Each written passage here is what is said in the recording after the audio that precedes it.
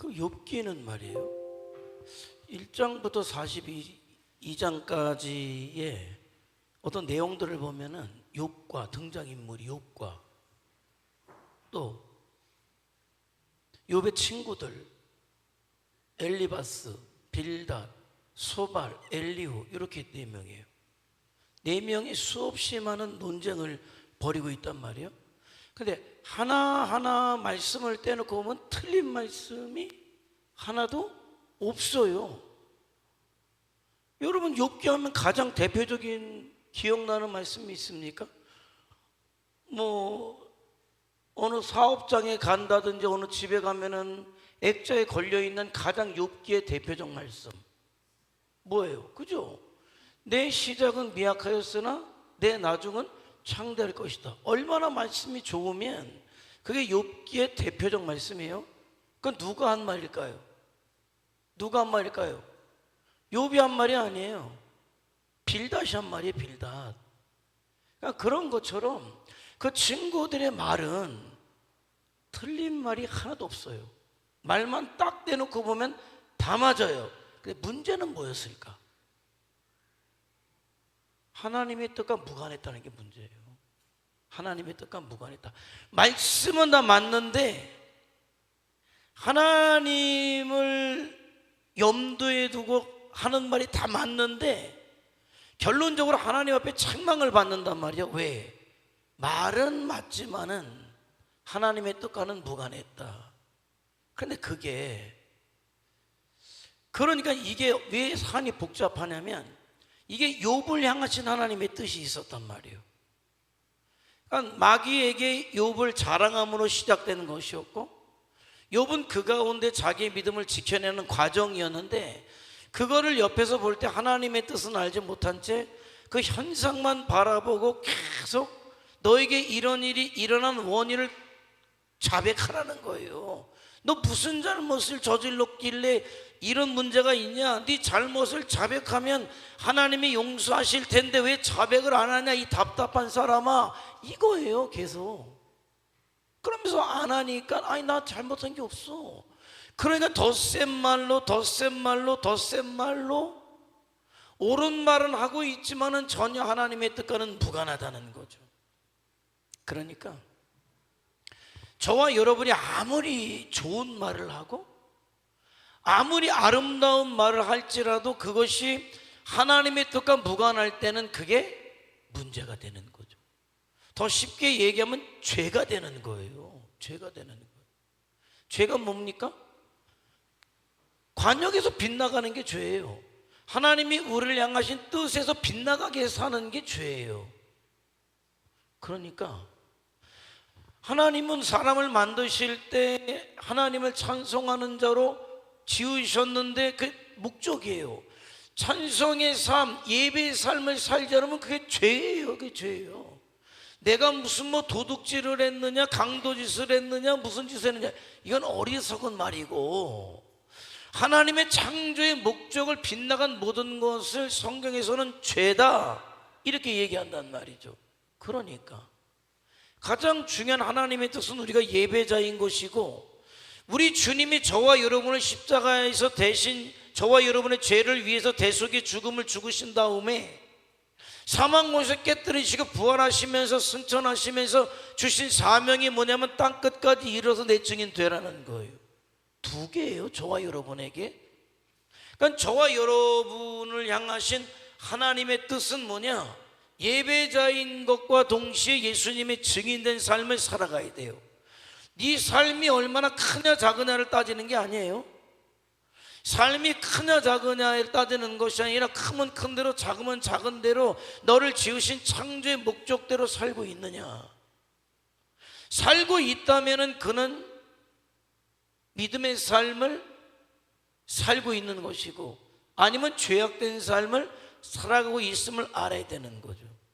그런 면에서 욥기를 통해서 발견하는 건 뭐냐면 특별히 그것이 어떤 사람에게 관련된 문제라고 할 때 옆 사람은 잘 보여요. 답답한 게 보이고 때로는 참 한심하다라는 게 보여요. 그래서 왜 인생을 그렇게 사냐? 너가 이렇고 이렇고 이러니까 인생이 이렇지라고 이야기할 수 있어요. 근데 말을 놓고 보면 그게 틀린 말도 아니고 그 사람을 위한 말이 맞아요. 그런데 우리는 조금 더 생각해 볼 문제는 뭐냐면은, 내가 볼 땐 그러지만은 사실은 그 사람을 향하신 하나님의 뜻도 있을 거란 말이죠. 답답한 저 사람도, 이러니까 또 신현주 고사님 얘기한 거 아니에요, 이렇게 하니까. 답답한 이 사람도 내가 답답할지 모르지만 그게 아니에요. 그를 향하신 하나님의 뜻이 있음을 안다고 할 때, 그럼 나는, 사람이 말은 해야죠. 그래도 친하면은 좋은 얘기를 해야 되고 믿음의 얘기도 해야 되고 그리고 권면의 말도 해야 되지만은, 그런데 말이 많아야 될까? 뭐가 많아야 될까? 차군사님을 향해서 내가 10마디의 말을 한다면 그것보다는 훨씬 많은 기도를 해줄 수 있어야 돼요. 그게 중요해요. 말이 많으면 결국 죄가 되는 경우가 많아요. 왜? 말을 하게 되면 내 기준으로 돌아가거든. 늘 내 기준으로. 아니, 새벽점 없는 내 기준으로 볼 때, 나 새벽점 없는 사람 아니에요. 나도 죽어라고 일어나는 거지. 근데 그냥 쉽게, 새벽점 없는 내 기준으로 새벽에 잠 많은 한민아 권사님을 판단하면서 내가 뭐라고 막 그럴 수 있죠. 그러나 그건 내 기준이야. 왜?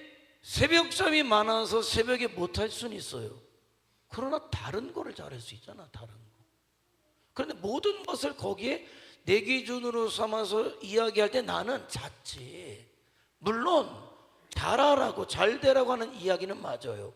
뭐 성도가 성도를 위할 때 뭐 망하라고 죽어라고 얘기하는 사람 없잖아요. 그런데 문제는 그런 게 있어. 들어가 보면 개개인을 향하신 하나님의 뜻이 또 있단 말이에요.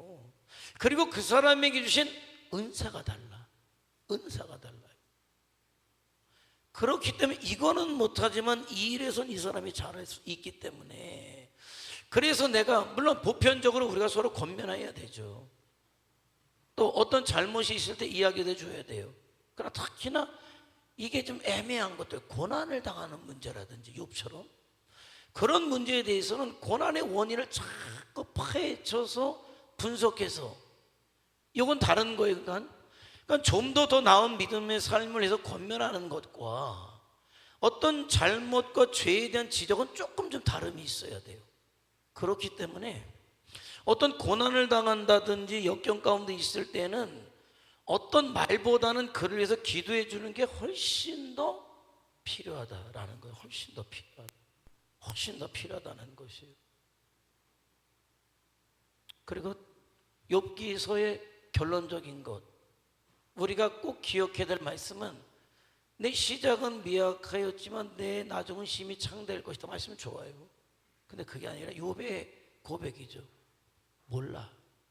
저도 제 인생의 모든 문제에 대한 답을 몰라요. 그냥 오늘 믿음으로 갈 뿐이야. 여러분도 마찬가지예요. 몰라.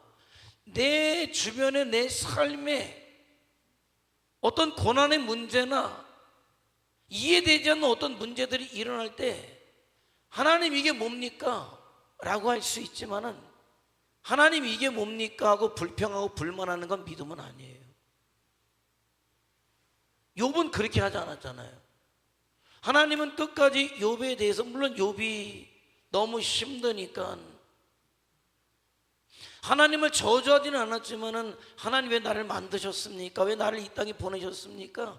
이런 어떤 자기 스스로에 대한 어떤 절망적인 이야기들을 한 것에 대해서는 지적하시지만은 욥에 대해서 잘못했다 이렇게 말씀하지 않아요. 그러니까 무엇이냐? 욥은 이런 거예요. 불평과 불만이 아니라, 그러나 나 몰라. 니네가 하는 그 수없이 잘하는 말들, 멋있는 말도 몰라. 그러나 나의 가는 길을 그가 아시나니. 그죠? 하나님이.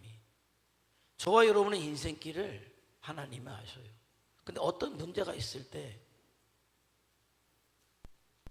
그가 나를 그 일을 통해서 단련하신 후에 나를 정금과 같이 나오게, 순금과 같이 나오게 할 것이다가 저와 여러분의 고백이 돼야 되는 거예요. 틀림없는 고백이에요. 그거는 믿음으로 연결되는 거예요. 그런데 이해가 안 된다고, 내가 잘못한 게 무엇이냐고, 왜 나에게 이런 일이 벌어져야 되냐고 이렇게 따지면은 하나님의 뜻을 내가 무시해버리는 게 되잖아요.